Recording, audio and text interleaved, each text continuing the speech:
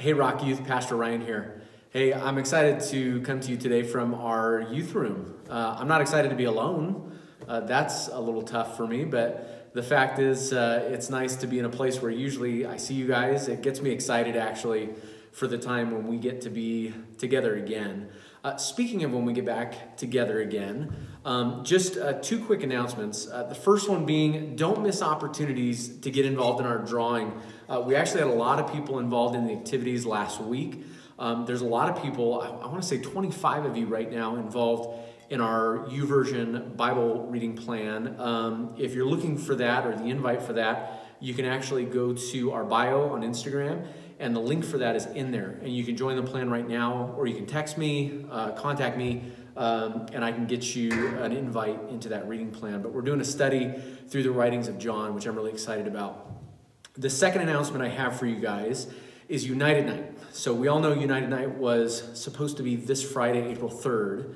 Well, obviously that's not happening as a gathering, but I'm really excited. If you checked out our story today, you'll see that they are doing a live feed that night for United Night. So this Friday, April 3rd, go onto your social media account and you can view live what they're planning on doing for United Night. So I encourage you guys to get involved. That's Friday night, April 3rd at 7 p.m. They're going to do a remote feed for United Night. And then hopefully we'll all be able to get together in the fall for that. So a couple of exciting things happening, even though I know we're all stuck at home, not able to get out. But I'm excited at least that I'm able to come and record these messages for you guys. So I want to give you guys a quick message today.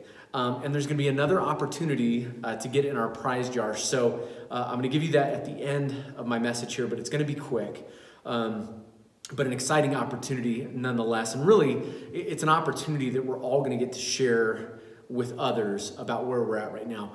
You can see on the screen behind me that I want to talk to you a little bit about fear and anxiety. Scripture is pretty clear. And when we're in times like this, fear obviously is something that can be pretty prevalent. Maybe not even with us, but just in the world around us.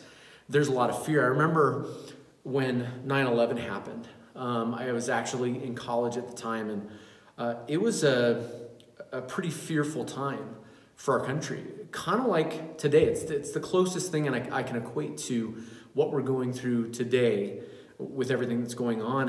And I remember just how unsettled the world was, how unsettled I was. And it's interesting the type of thoughts that come through your mind.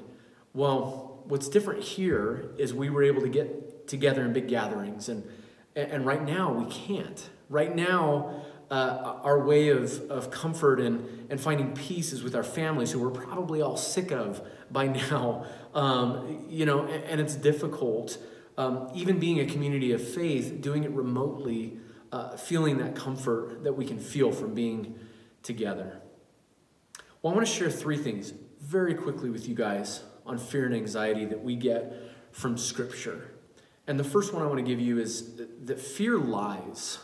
And the reason fear lies, and the reason I say fear, is we're really talking about Satan, right? We're really talking about the enemy when we talk about fear lying. There's a passage of Scripture in the book of John. It's John chapter 8, verse 44. And it says this: "You belong to your father, the devil. You want to carry out your father's desire." We're talking about the devil here. "He was a murderer from the beginning, not holding to the truth, for there is no truth in him. When he lies, he speaks his native language." Listen to this, you guys. "For he is a liar and the father of lies." See, when we have fear and anxiety, and it can be so overwhelming sometimes, and sometimes it tells us that we should just give up. Right? That our life is over, that there's nobody there for us, that maybe even that there's nobody that's experienced what I'm experiencing right now. You guys, that isn't God that's talking to us. In fact, Scripture is very clear that Satan is the one lying to us. The enemy is the one deceiving us. Fear and anxiety, it lies. It lies to us and tells us things that we don't need to hear. The second thing I want you guys to understand is that fear can be a prison. Fear can be a prison. There's a verse, or a couple of verses, in the book of Hebrews, and it's Hebrews chapter 2, verses 14 and 15. And it says, since the children have flesh and blood, he too shared in their humanity, so that by his death he might destroy him who holds the power of death, that is the devil, and free those who all live their lives and were held in slavery by their fear. You understand, fear can be a prison, right? We can be trapped by fear and anxiety. I guarantee a lot of you have felt that. You know, maybe not necessarily in this time, but at some point in time in your life when you've been fearful and you've had high anxiety and the world just seems to be closing in around you, and you find yourself at 3 a.m.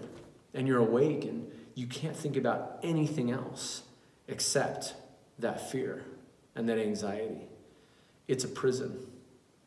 And the only thing that can free us from that prison is Jesus Christ. But see, there's a caveat to that. And it's the third thing that I want to share with you guys. There's a verse in the book of Psalms, and it's Psalms 34, verse 4.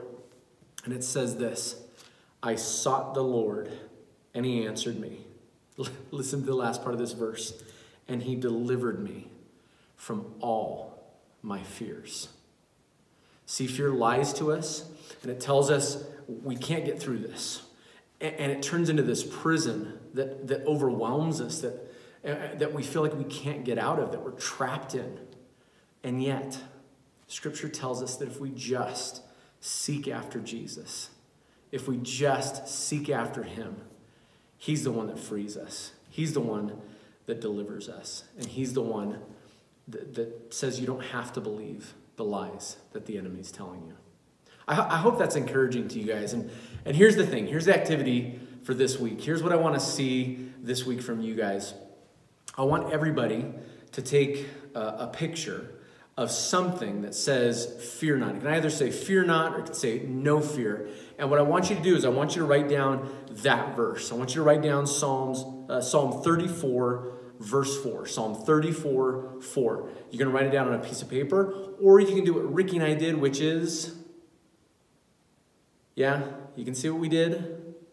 Okay, so you can do that. And what I want you to do is you can text me your picture, you can post it to social media, and you can tag The Rock. And I want to show the world. I want to show your friends. I want to show everybody who follows our social media pages.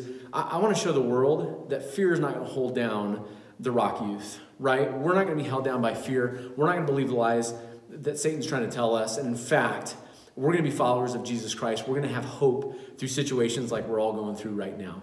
All right? So do that for me sometime this week. And guess what? You're going to get thrown into another drawing. And actually, it's going to be separate from this one, but you're going to get thrown into that one too. But this drawing, I actually am going to do something kind of fun this week.